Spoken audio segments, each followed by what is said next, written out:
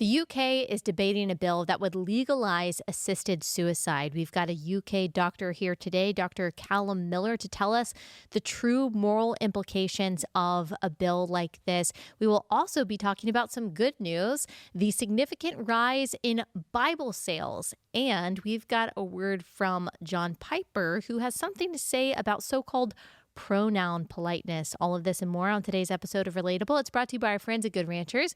Go to goodranchers.com. Use code Allie at checkout. That's goodranchers.com, code Allie.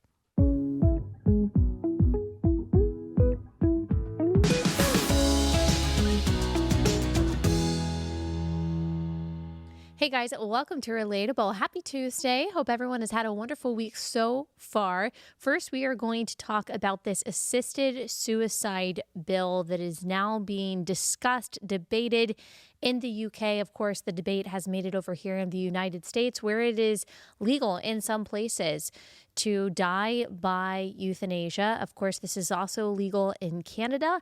We have already seen, as we will discuss with Dr. Calum Miller, the slippery slope of assisted suicide. This is not about dying with dignity. This is allowing people to murder themselves. And of course, we as Christians understand because people are made in the image of God, they have infinite value, and therefore inducing their death, communicating to them that they are too much of a burden, either to themselves, to their communities, to their family, to their friends, by saying, yes, your pain is too much. This is too hard.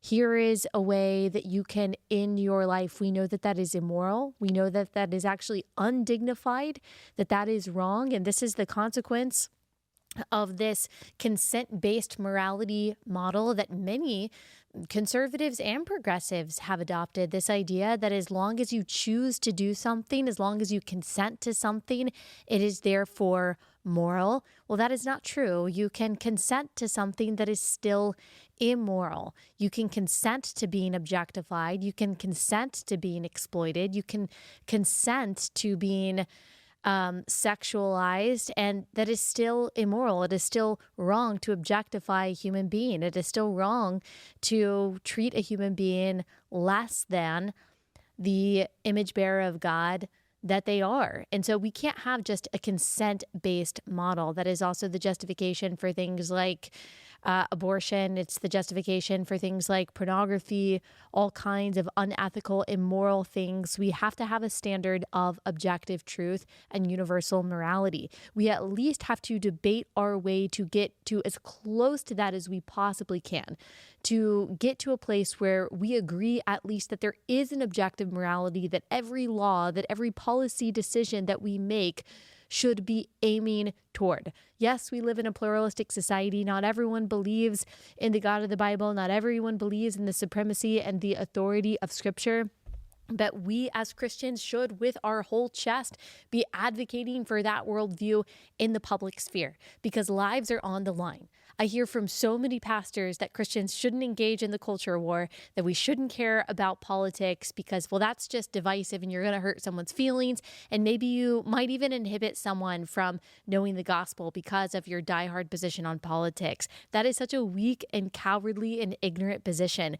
We care about politics because it affects people, because politics matter, because policy matters, because people matter. Politics affects policy. Policy affects people. People matter. They matter to God. And therefore, as Christians, we understand better than anyone else that they must matter to us. Politics are not just an abstract thing. The culture wars are not just some far off, intangible idea. When we are talking about things like abortion, when we are talking about dying by suicide, the legalized killing of vulnerable, mentally and physically vulnerable people, we are talking about image bearers of God. And if Christians are not willing to advocate with the fullness of our worldview, which says that we believe in a God who created us in love and with purpose, and therefore how we treat people matters, and the law should protect people because they matter, then no one else is going to advocate for these people. Politics is not the only or even primary way to love your neighbor, but it is a way to love your neighbor. We advocate for the legal right to life for unborn children because those children cannot speak up for themselves, and yet their value is the same as ours, and they should be protected. And we know that if God hates anything, he hates the murder of the innocent. He hates the exploitation and the abuse of the vulnerable. That is his character. That's what he shows himself to be throughout scripture and throughout history. And it is true also in the end of life. Now, you guys know that I am in favor of the death penalty for certain crimes like capital murder for the same reason that I am against abortion, because I believe in the protection of innocent life, and that is the only just and proportionate punishment for purposely ending the life of an innocent person. But not all killing is murder. Some killing is murder, like the purposeful killing of an innocent person, but not all killing is prohibited in Scripture. War, self-defense, these are not the same things as murder. Dying by suicide is. It is self-murder, and it is also dependent upon the help of professionals like doctors, like lawmakers, who are not only making self-murder accessible, but palatable and attractive, are even encouraging self-murder for people who just feel despair, like they just can't take it anymore. And so the UK is debating this bill. It is Bill 012012, and it was introduced in the UK's House of Commons on November 11th. It hasn't made it all the way yet. It's 38 pages long. It allows for adults, over the age of 18 who are terminally ill and expected to die naturally within 6 months to request and be provided medical assistance in order to end their life. But there are groups behind this bill who are very nefarious, who want to control population growth, and there are really no guardrails in this bill at all. It will lead to the killing of so many vulnerable people. And so today I've got Dr. Calum Miller, who has been very vehemently and publicly opposing this bill. He graduated from the University of Oxford Medical School in 2015. He holds a master's with distinction in biblical studies. He works as a medical doctor in the UK. We've had him on before because he is one of the few outspoken pro-life advocates and doctors in the UK. And so we've had him on the White Couch sharing his perspective on that. But now he has something to say about not only the Christian, but the doctor's responsibility to preserve the lives of their patients rather than encouraging them to die early. So we're about to get into our conversation with him. Let me pause, tell you about our first sponsor for the day first, and that is We Heart Nutrition. So we want to do everything that we can to steward our bodies well because we are made in the image of God, and our body as Christians, it is a dwelling place for the Holy Spirit. So how we treat it matters. And I have seen such a positive change in my own health by switching to We Heart Nutrition. They make women's supplements that are made from the best ingredients. Every ingredient comes in the most bioavailable form so your body can actually absorb it. I take their postnatal vitamin. I also take their magnesium, their omega-3s, their iron supplement, which has made me for the first time in years and years not anemic. This is a Christian, pro-life, family-owned company. They're amazing. I encourage you to go to weheartnutrition.com and take their 20-second quiz. It can tell you which supplements are right for you. Use code Allie, get 20% off your order. weheartnutrition.com, code Allie.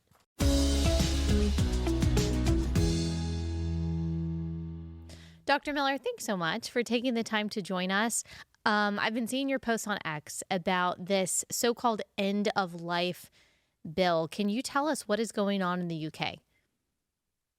Yes, in the UK, we've just passed in second reading, so it's not fully passed, but we've nearly passed a bill basically for euthanasia through assisted suicide. So it would allow people within the last 6 months of their life, or who are predicted to have less than 6 months left to live, it would allow doctors to give them lethal drugs so that they can kill themselves, which would be very unprecedented in the UK. We don't have anything like that at the moment. Only a small handful of countries in the world do.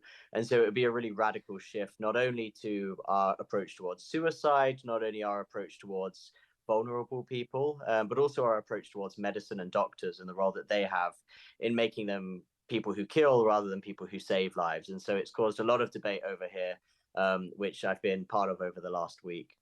So, those who defend this bill say that this is allowing people who are going to die anyway to choose how they die, how quickly they die, and in that way is giving them dignity. This bill would only allow those, it says, that have some kind of terminal illness. Say they have, I don't know, stage 4 pancreatic cancer. They've only been given a few months left to live. And instead of languishing in a hospital, they want to be able to die at home with their loved ones in a way that they see fit. And so they're almost saying that this is actually a human rights, human dignity bill, but that's not how you see it. No, I mean, one of the concerns is that almost no one believes that it would remain at, just this small group of people. When we see how this works in other countries, it almost always expands to a larger group of people.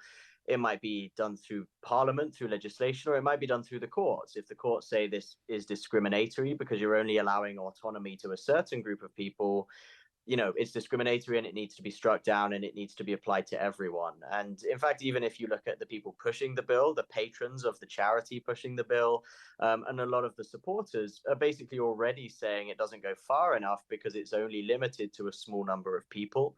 And also, when you look at the logic of the argument, it almost inevitably leads to being expanded because the argument is basically these people are suffering. The only humane option to prevent that suffering is to kill them. And, if that's the case, then what about people who are suffering tremendously but have decades left to live? They have even more suffering ahead of them. And it seems even more inhumane to allow them to keep living their lives. And so I think just the inherent logic of this, plus the momentum and what we've seen in other countries, is that it's pretty much guaranteed to go beyond this initial scope. And this would just be the first sort of step towards that. So Mm. of course, as a doctor and someone who's familiar with medicine and familiar with the statistics, we don't think that killing is the solution to suffering. It's very rare that palliative care is unable to control symptoms. And actually, when you look at the statistics, most of the people that choose this have ultimately existential problems. They feel like they're being degraded or humiliated. Actual pain itself is not really a big part of this, which says that ultimately the solution isn't killing, which is never dignified. It's actually giving people a better understanding of their self-worth and their dignity, even in their vulnerability and dependence. And so I Mm. think ultimately it's a existential and spiritual problem that we have, and that will never be fixed either by symptom management or by killing. It will be fixed by reaffirming human dignity for those people. And for those who don't know, palliative care is just comfort care. So if someone is going to die, there's nothing left to do that could actually save their life. You comfort them in the last moments in a way to alleviate the pain and, as you said, some of the other symptoms that might come along with the diagnosis they have, correct? That's right, yeah, and there's a lot of confusion about this because they've been calling it an assisted dying bill, and they do this in Mm, many countries. They use terminology in a fairly misleading way. yes. We already have assisted dying. People die, we assist them in controlling their symptoms, keeping them comfortable, looking after them. That's perfectly legal. We do it every time someone passes away when we can. What they're actually trying to legalize is assisted suicide, where we're Right. actually giving the patient the tools to end their own life, which is very different. Right. And you have criticized the lack of guardrails that exist in this bill. The defenders of the bill say, oh, there are already so many stipulations, so many safety measures that are put in place to make sure that this is not the slippery slope that people are afraid that it will be. But you say that this two-doctor guardrail that is in this bill that basically says two doctors have to sign off on it, that already is not enough, correct? Yeah, so they say, the proponents of the bill say, look, you have to have two independent doctors signing off. The reality is that doctors do not have time to understand patients' full history. They don't have time to understand or even the ability to understand if a patient is being coerced. We know that in Oregon, where this is legal and the bill is modeled after Oregon, 40% of patients having assisted suicide say that they're having it because they feel like they're a burden to their friends or family. So this is Mm. already going on in the US on the West Coast as well. And, nearly half of those people who are victims of it are doing it in part because they feel like a burden. And so those safeguards are clearly not working. Some of them even say in Oregon that they're doing it because they're worried about their finances. And so, coming back to the two doctor thing, they say, look, it's these two independent doctors, even if, the doctors could legitimately and reliably detect coercion and that sort of thing. What the bill actually says is that the first doctor chooses the second doctor. So they're not independent at all. You can just get a doctor who's fine with euthanasia for any reason, refers to another doctor who's fine with euthanasia for any reason. And then it even says if the second doctor by chance says no, then they can choose another doctor to be the second doctor. And so it really is, it's, the most farcical kind of safeguard. And that's why a lot of disability groups and many other groups that work with vulnerable people are so frightened about this piece of legislation. It sounds so similar to the euphemisms that are used surrounding abortion and the definitions that are used surrounding abortion. Abortion in several states in the U.S. is legal through all 9 months as long as it is to save the quote unquote life and preserve the health of the mother. But health is defined in the Supreme Court case Doe v. Bolton as not only physical health, but it could be her mental emotional health. It could also be her familial state. So if she has an unstable family situation, it could also mean her financial circumstances. So virtually for any reason, as long as it falls under this loose category of health, and it sounds like this is the direction that euthanasia has already gone, not only in some places in the United States, but certainly in Canada. We don't really have to look very far to see where this goes. Several instances in Canada have shown that this is used for people who are simply unhappy, not just unwell, but unhappy. As you said, they feel like a social burden, or maybe they just don't feel like they can carry the weight of their own circumstances or their own diagnosis. And so, as you said, it's not actually just assisting people who are already dying. It is inducing death. It is allowing someone to kill themselves because we can't be bothered either as a community or a country or whatever to help alleviate the actual burdens that would encourage someone and strengthen someone to go on. And that's a really sad moral state of things, I would say.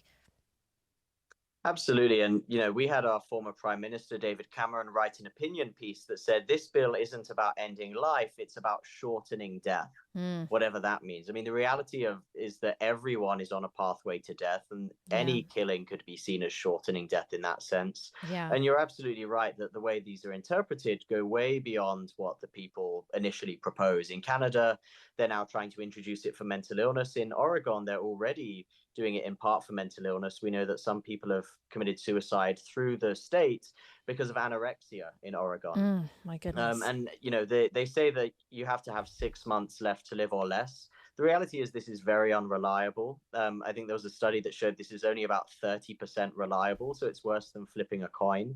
But moreover, when they say, you're expected to have less than 6 months, there's evidence that in Oregon, they interpret this as, with or without treatment, as in, you could say that someone with appendicitis has less than 6 months to live because if they don't get treatment, they will die because the appendix will burst and they'll get an infection and so on. But appendicitis is obviously completely treatable in almost every case.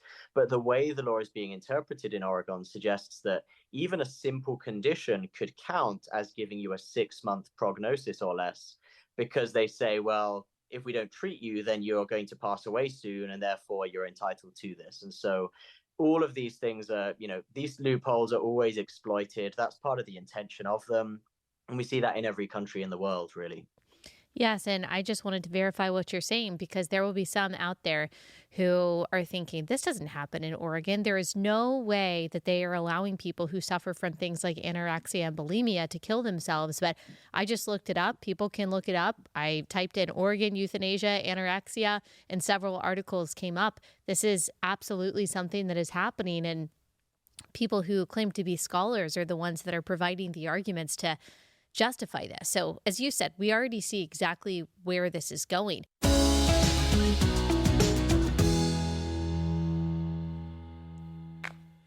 Y'all know how much I love Adele Natural Cosmetics. I use their skincare every single day. I love their essential line.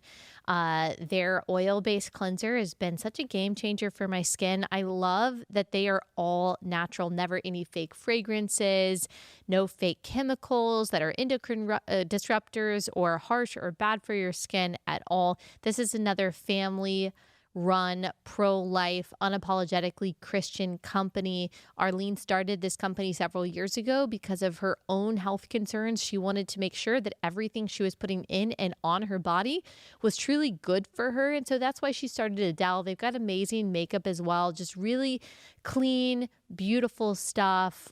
Great products. You're going to love it. If you haven't tried it, now is the time. Go to Adele Natural Cosmetics.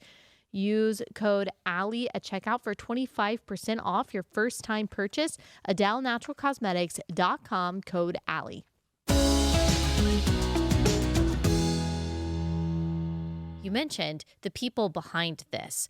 Do you know what organizations are behind this?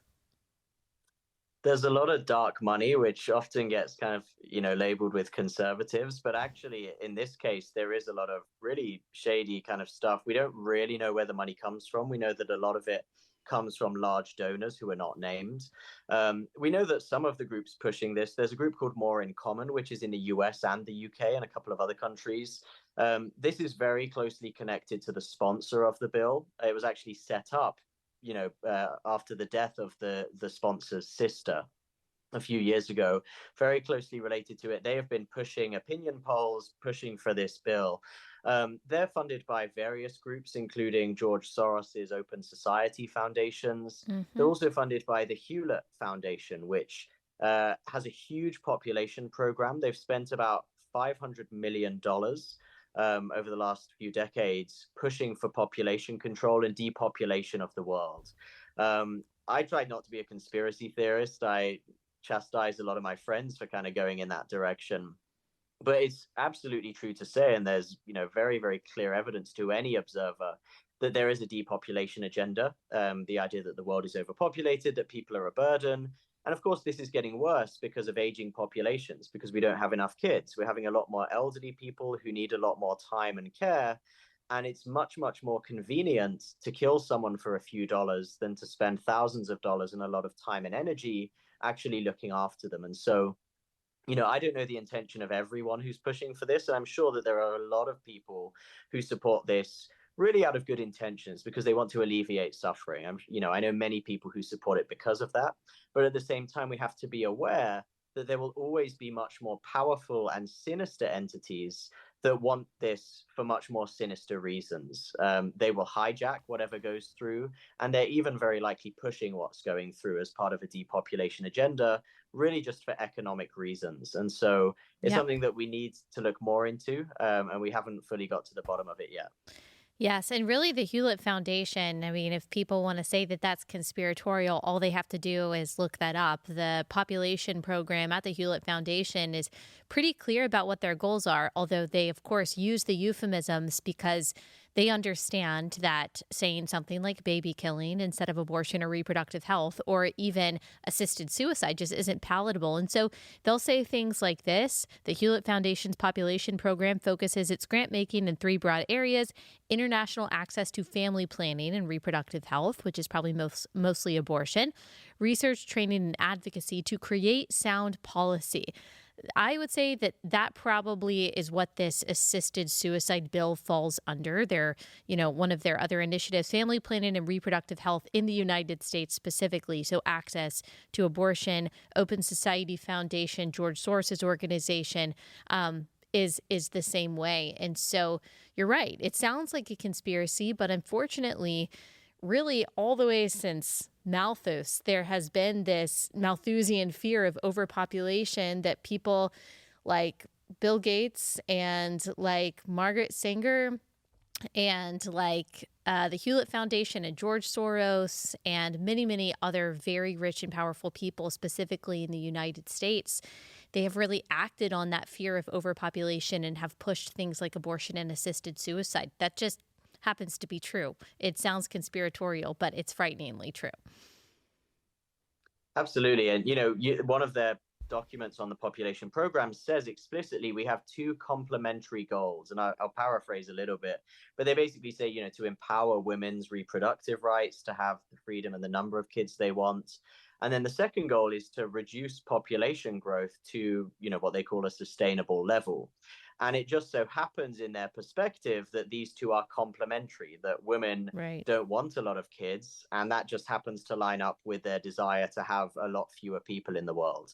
So it would be very inconvenient if it turned out that women actually do want kids. They just don't feel empowered to have them, or in a position or in a circumstance to have them.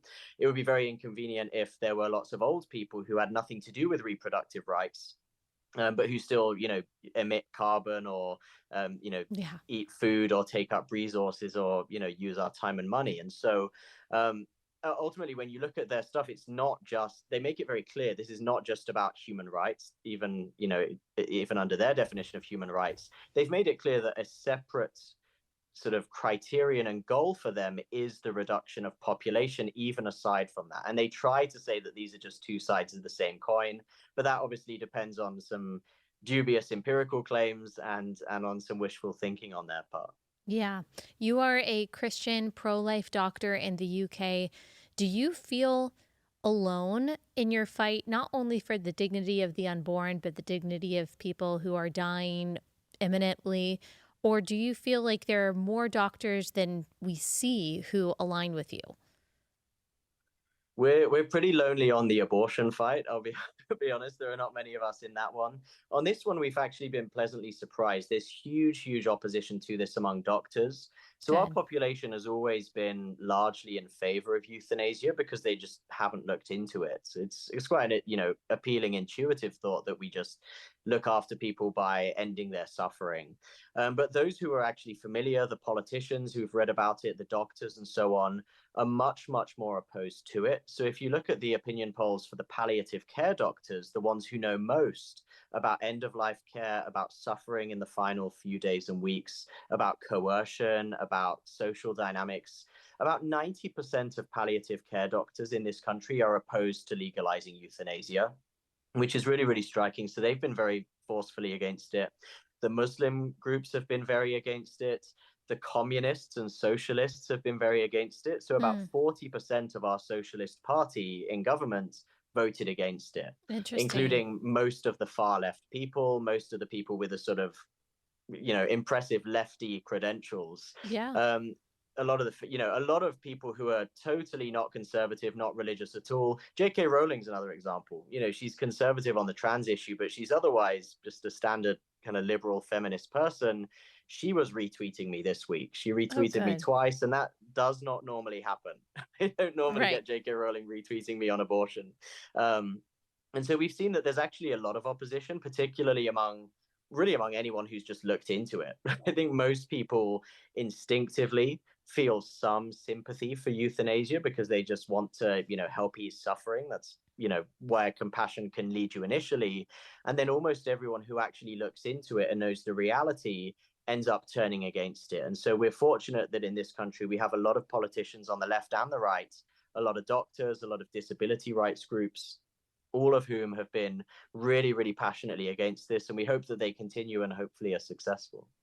Yes, I saw someone who identifies as a Marxist on X this week saying that she has come to realize over time that euthanasia is a crime against humanity. And I appreciated that. And I'm trying to understand that from her ideological perspective. Obviously, you and I share the belief that we are made in the imago Dei and we have innate worth, and therefore assisted suicide is always wrong. But I'm guessing it has something to do with understanding the imbalanced power dynamics at play, that even if someone isn't explicitly coerced, someone who is socially isolated in a vulnerable position being told by someone in a white coat that this would make their life better, that is a form of coercion and manipulation. And there are simply no possible safeguards against something like that. And that is too serious for us to allow. What is your thought about how this will end up? Do you think that all of the different kinds of people who are coming out in opposition to this bill will be able to put a stop to it? I really hope so when we have a chance. So our parliament is 80% left wing, so it's overwhelmingly left wing. They Yeah. should be able to pass anything. And yet it was only about 50% to 40% in this vote on Friday. And so it was actually relatively close. It was about 50 votes because we have a huge parliament. And we've calculated that if we add up all the parliamentarians who voted just to continue further debate, but were not necessarily committed to supporting it fully, then we can actually win this in the final vote. It's an uphill battle, but it is possible. As I said, we've got a lot of people on our side from across the political spectrum. We also have challenges that some of the Conservatives have not been great. So our Conservative Party leader, Kemi Badenoch, used to be a patron of Conservatives for Choice. She was a patron of a pro-euthanasia charity. She came out in this case against it, but only very late, with a few weeks to go after most of the leftist politicians had already come out against it.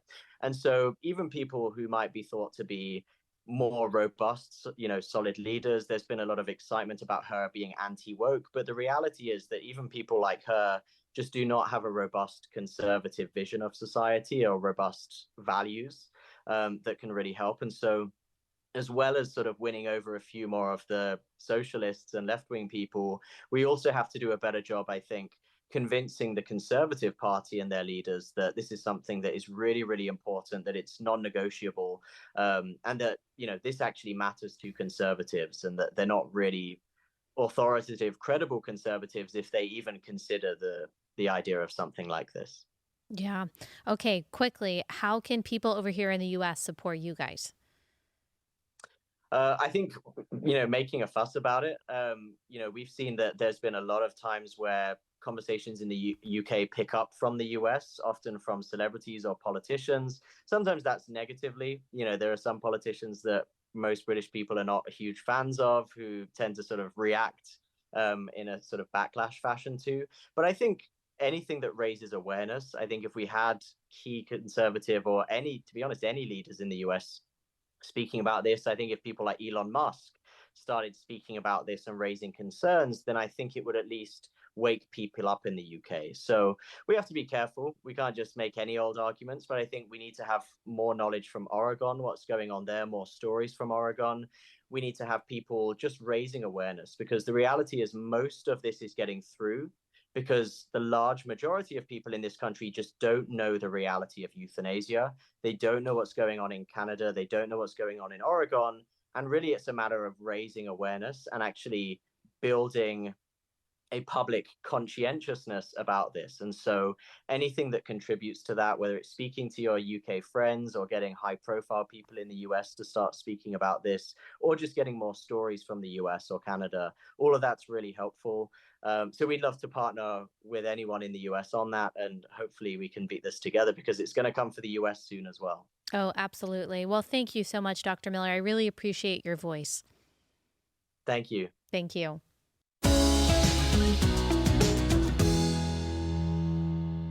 Quick pause to tell you about our next sponsor for the day, and that is Covenant Eyes. Y'all know that I am passionate about standing strong in a culture that often feels upside down.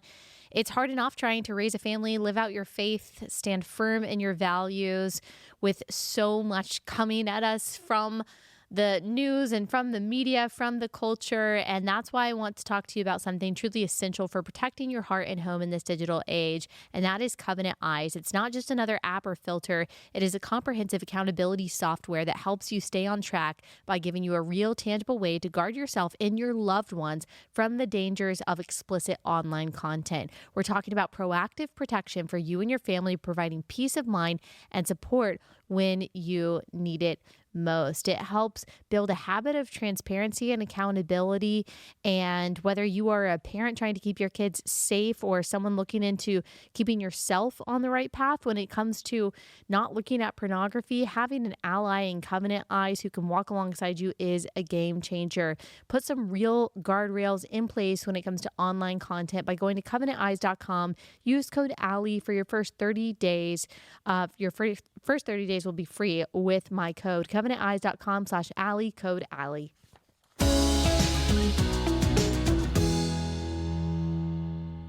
There are many stories from several countries, whether it's Canada or the US or the Netherlands, where people are suffering and choose to die by suicide just because they are in a little bit of pain. Maybe it's from Lyme disease, or maybe it's from allergies, or because they are anorexic or bulimic, or because they are poor and they can't afford housing, because they need some kind of medical treatment that they don't have access to. These are the people that are dying by suicide. And if you don't think this is eventually coming for your kids, I promise you that it is. What do we always say? Children are always the unconsenting subjects of progressive social experiments. In fact, we already see this at the beginning of life. That's what abortion is. It's euthanasia for babies. It's the death penalty for babies. And so this is already happening at the beginning of life, when children certainly have no say. I promise you that it will inch its way towards toddlers, towards preteens, towards teens, maybe even preteens and teens who have transitioned, detransitioned, but they've ruined their bodies. They've ruined their fertility. They can't stand it anymore. They feel trapped in the body that adults allow them to brutalize in the name of being transgender, and they will seek to kill themselves. And I would say that's probably mission accomplished for the nefarious organizations that are behind this movement. All right, I do want to transition to a little bit of a happier story, all right? Because I think we need a little bit of uplifting after all of that, because in the tumult of all of the evil that is occurring in the world, we know that Satan, according to Ephesians 2, is the prince of the power of the air. So he does have some power. He does have some authority. He knows he's going to lose, but he's trying to take as many lives, as many souls, as much joy and as much victory as possible until he gets to that point of ultimate defeat. And yet, what? God's eternal plan of redemption is always going off without a hitch. Even in something as evil as this, he is using the boldness and the courage and the voice of the church, the voice of people like Dr. Miller, to advocate for the beauty of the biblical worldview, the beauty of the existence of the Imago Dei. And I think because of that, because of the darkness that exists, a lot of people are craving light more than ever. A lot of people are saying, okay, I'm tired of waiting around in the darkness. Can someone just tell me that there's light? Can someone just turn the light on for me? Can someone just tell me what is true? Can someone make sense, make order out of this chaos? And that is why I think, according to the Wall Street Journal, Bible sales are up 22% in the United States through the end of October compared with the same period last year. In comparison, overall U.S. book sale trends rose by less than 1% in the same time frame. Jeff Crosby is the president of the Evangelical Christian Publishers Association. He says this: people are experiencing anxiety themselves, or they're worried for their children and grandchildren. It's related to artificial intelligence, election cycles, and all of that feeds a desire for assurance that we are going to be okay. Amy Simpson, publisher of Tyndale House Publishers Bible Division, says there seems to be a surge in engagement, particularly among members of Gen Z and college students. You have a generation that wants to find things that feel more solid. I think that is absolutely true. And I know that we see a lot of progressivism, a lot of lostness among Generation Z. We've got unprecedented rates of Gen Z that identifies as LGBTQ. But I think those that fall outside of that are even more solid than those that identify as Christians in the millennial and boomer generation, because they have been raised in the craziness and the chaos of progressivism. And so they have been able to see in a very concentrated way that that does not have the answer. They've been able to see up close and personal people who try to find love and satisfaction and sexual promiscuity and self-identity and worshiping the God of self and filling themselves with the pleasure of the world. I mean, everything that has been at their fingertips since they were toddlers through the devices that their parents have given them. And they are realizing what all Christians have realized for all of time, that there's something more than this. There's got to be something bigger than this. There's got to be something deeper than this, more solid than this. I also think as the country awakens to the craziness of progressivism and everything that the ideology entails, And as they realize some of the lies about things like abortion or transgenderism or whatever it is, and they start just becoming more conservative, not even more Christian, they start becoming more conservative, and then they start picking apart their own belief system, the lies that they've believed, why they have believed them. So often that does lead someone towards Christianity. And I've seen it time and time again. I saw that Candace Cameron Bure made headlines for saying that President Trump's election kind of demonstrates that people are having an awakening of faith. And of course, the people that you would expect to trash that take trashed it, the progressives online. But I think that's absolutely true. That's not to say, and she's not saying, and I've never said, that being a Republican and being a conservative is the same thing as being a Christian, or that voting for Donald Trump means that you're automatically a Christian. But I do think it means that a lot of people are repudiating at least aspects of the secular progressive ideology. And of course, I believe that conservative politics most naturally flow from a biblical worldview. And so no matter how you get there, whether it's, my preferred route, which is start with the Bible and then work from there, or whether someone just realizes, okay, like conservative politics kind of seem more right, or some of the conservative ideas seem more right. I wonder where they come from. And then that brings them to the Constitution, which brings them to the Declaration of Independence, brings them to the founders, which believed that we have rights that were given to us by a creator whose power and authority transcends that of the government. We're still all realizing the same thing, which is that we were made by God and his rules are better and his ways are better. And so I'm very thankful. I'm very thankful for that. According to the New York Times, for the first time in modern American history, young men are now more religious than their female peers. They attend services more often and are more likely to identify as religious. And of course, I hope that young women catch up to that as well. Let me pause and tell you about our next sponsor for the day, and that is Jase Medical. In a last-minute effort before leaving office, President Joe Biden has authorized Ukraine to use missiles supplied by the U.S. for strikes against Russia in their ongoing war. This comes as a response to North Korean troops being positioned along Ukraine's border, and that could possibly have an effect on our supply chain and our economy as well. And so you just want to make sure that you and your family are taken care of, especially when it comes to your medical needs. That's why Jase Medical provides this Jase case. It's a personalized emergency kit that contains essential antibiotics and medications that treat the most common and deadly bacterial infections. It provides 5 life-saving antibiotics for emergency use. Also, Jase just launched an all-new compounded version of ivermectin for only $30 as an add-on to the Jase case. Go to jase.com. Use code Allie at checkout for a discount on your order. That is jase.com, code Allie.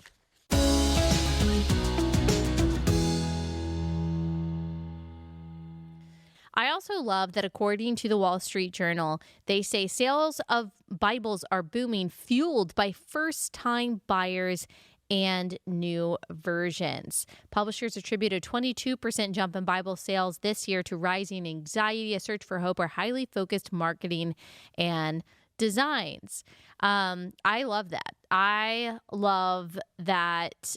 A lot of people have concerns about, different versions of Bibles and things like that. And of course, when it comes to translations, I think that we should use the most accurate possible. But I have no problem with the more beautiful Bibles, the better designed Bibles, the Bibles that are marketed maybe specifically to teens or specifically to women, as long as it is the unfiltered, unadulterated Word of God and it's getting into people's hands. I think that's beautiful. Or like the wide margin Bibles so people can journal. I love my ESV study Bible. If you want to start the Bible for the first time, maybe that's your New Year's resolution. There's no reason to wait until the new year, though. I would just go ahead and do it. Get you an ESV study Bible. You can get it on Amazon. You can get the, fancier versions that are a little more expensive, but you can just get the standard. It's red, white, and black ESV study Bible. That was the version of the Bible that totally changed the game for me. I had a friend who gave that to me when I was, I think it was the summer between my freshman and sophomore year of college. And I had grown up in a Christian home, and I went to a Christian school, went to church, loved the Bible, loved theology. But that was really the first time I started reading the ESV. I grew up reading the NIV, as a lot of, Baptists in the South did, and that was fine. It's just a less exact translation. So the ESV, it really just clicked with my brain, and I was able to memorize scripture a lot better than I ever had. And the notes and the resources in the ESV study Bible gave me so much knowledge and understanding of what I was reading. So I really encourage you to get an ESV study Bible, get a copy of Systematic Theology by Wayne Grudem. Maybe ask for that for Christmas. I also love a keyword study Bible that comes with the original Greek and Hebrew. And so it doesn't tell you the exact original Greek and Hebrew of every word of every chapter, but just keywords. That really helps me in my study as well. Another supplement that I would encourage you to get is Ethics for a Brave New World. Ethics for a Brave New World. That also has helped shape a lot of my conclusions when it comes to things like the death penalty, when it comes to IVF and surrogacy. Just really challenged my thinking and clarified my thinking on a lot of those issues. And so I would say, if you want a great starter pack for the Christian worldview and seeing the world from a Christian perspective, that would be a great way to go. I'm always going to recommend C.S. Lewis, Mere Christianity, and Screwtape Letters. Those are the first two that I would recommend as well.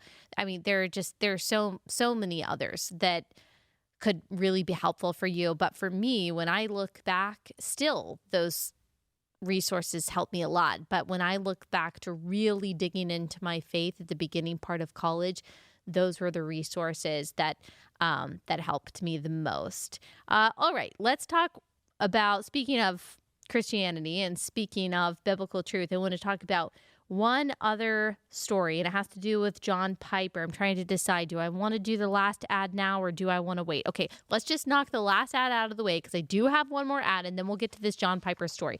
And the last ad of the day, I know it's kind of close together, but we've got 5 today, and so that's just how it works, is our last ad is from Patriot Mobile, and that is America's Christian conservative wireless provider. They are on the front lines fighting for things like the First and Second Amendments, the sanctity of life, our military and first responder heroes. You can take a stand for these causes and put America first by switching to Patriot Mobile.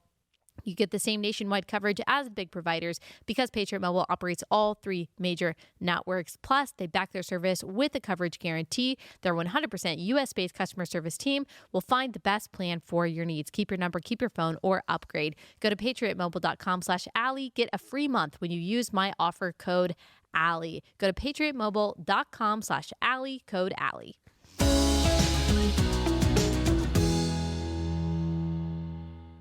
Okay, I am so thankful for John Piper's take on something called pronoun politeness.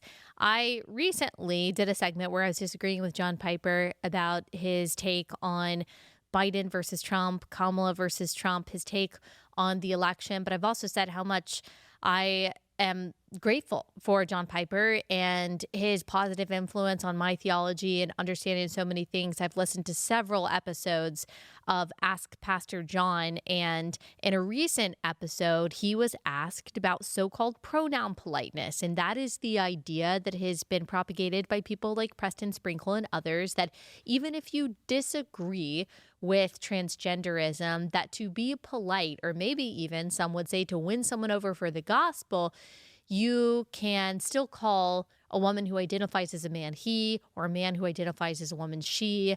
This is the same thing that progressives say, except they would say you do it because they really are what this person, what they claim that they are. And so it's a matter of respect. It's a matter of dignity.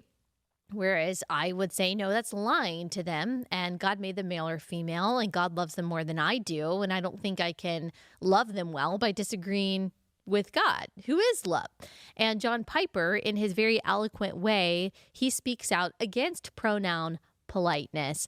The question originally was, during a recent training session, a ministry that this question asker is a part of asked us to consider using gender pronoun hospitality on our local campus. I wonder what ministry that was. I actually don't know. I actually really do wonder, but I kind of have an idea. A suggestion that has now come before the elders of the church to see if we will allow our members and those we support locally who work on the campus to do so. The argument is that there are times when, for the sake of evangelism, one may decide to call a person by their chosen gender if such an act removes a possible barrier in sharing the gospel. Pastor John, what should I do? Piper stated that the entire idea of quote-unquote gender pronoun hospitality is a misleading slogan, and that connecting the beautiful biblical word hospitality with the unbiblical concept of gender pronoun is unhelpful, and that we ought to be hospitable. But we ought not to be affirming of pronouns that designate a destructive choice and a false view of reality. It is possible to be hospitable and honest. He said the very use of the word gender is a compromise with sinful views of reality. I think that we should use the word sex everywhere. I have always disagreed with that. I'm open to hearing his argument. I don't think that's true. When you look at the etymology of gender and sex seem to me to be interchangeable. But he says, I think using the word gender where the right word is sex is like using the word marriage for a relationship between two men or two women. It is not marriage. It is so-called marriage. In our present context, maleness and femaleness are sexes, not genders.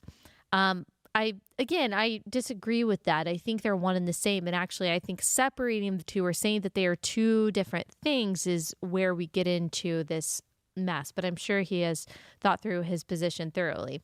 He says that a better way to evangelize to someone who's claiming to be the opposite gender would be like this. He says, I know you intend to change your sex, but you are my friend, and I think there's a better way. Jesus has a better way forward for you. He's full of grace. He's full of forgiveness. May I share that with you?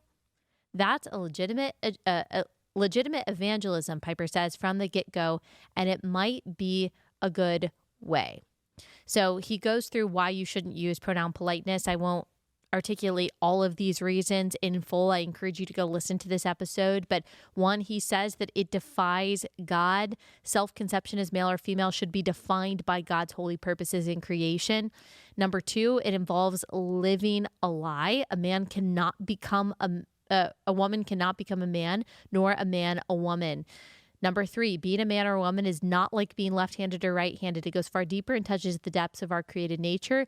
Number four, it regularly leads to destructive and irreversible surgeries and treatments. Number five, when that happens, it destroys the God-designed potential of procreation and will bring sooner or later profound and suicidal regret.